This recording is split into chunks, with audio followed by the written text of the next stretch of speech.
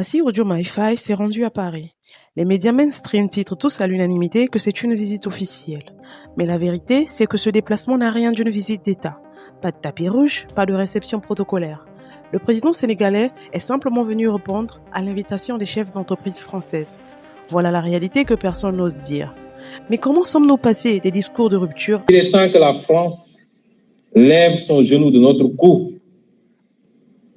7 siècles de misère fait de traite humaine, Oui. de colonisation Oui. et aujourd'hui de néocolonisation, cela suffit.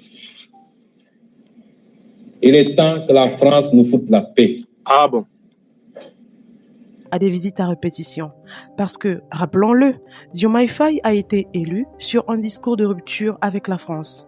Un discours hérité de son frère ami Ousmane Sonko et du parti PASTEF. Un discours qui promettait de mettre fin à la domination française, au franc CFA, à la dépendance politique et économique.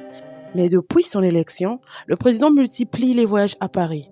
On compte 3 visites déjà, pendant que Macron n'a pas jugé utile de se rendre une seule fois à Dakar. Finalement, qui court après qui? Et surtout, quelle crédibilité reste-t-il encore au président Faye par rapport au discours d'antan? Le vrai sens de ce énième voyage, c'est qu'il envoie un message très clair. La France garde toujours un accès direct à certains dirigeants africains, même ceux qui se présentaient comme souverainistes. Aller à Paris pour rencontrer des patrons français, c'est accepter que les intérêts économiques de la France sont toujours d'une grande importance pour le Sénégal.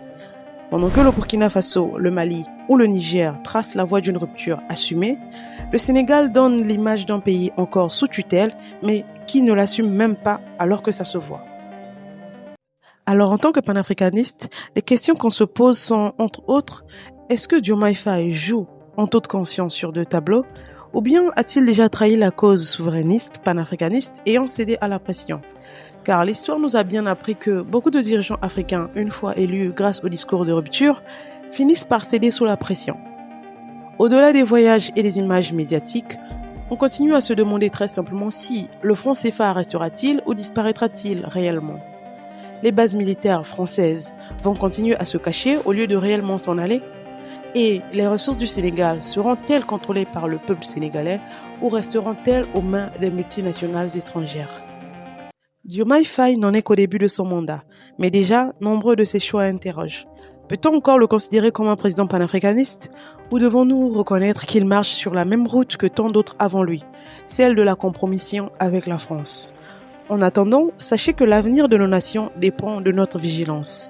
Si vous voulez continuer à suivre l'actualité africaine et du monde sous un regard panafricain, abonnez-vous dès maintenant à Afrique Info.